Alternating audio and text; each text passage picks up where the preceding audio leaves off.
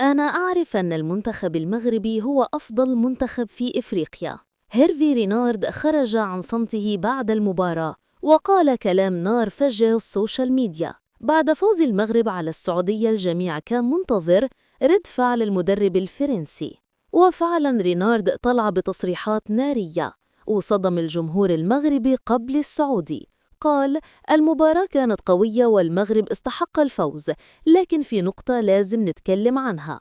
وتابع: ركلة الجزاء كانت لحظة حاسمة والفار أخطأ، والظلم لا ينفع في كرة القدم.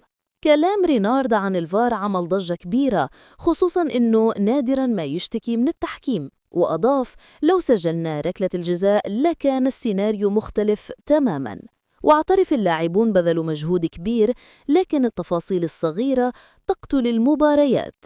رينارد كان غاضب لكن متماسك، وده اللي خلى التصريحات تنتشر بسرعة.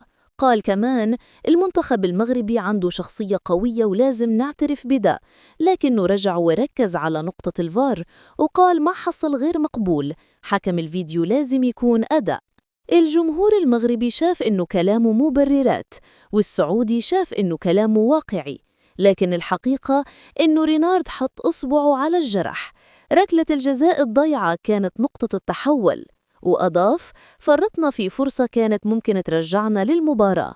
ورغم الهزيمة، رينارد وجه رسالة للجمهور السعودي وقال لسه عنا فرصة ولسه ما انتهى شيء، وأكد إنه هيعمل تغييرات مهمة في المباريات الجاية.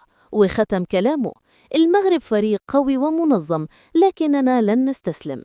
تصريحاته رفعت حرارة النقاش بين الجماهير العربية. هل هو محق في اتهام الفار ولا المغرب كان الأفضل مهما حصل؟ وفي النهاية، لو أنت مغربي ورافع راسك بإنجاز المنتخب، اضغط إعجاب واشترك في القناة يوصلك كل جديد.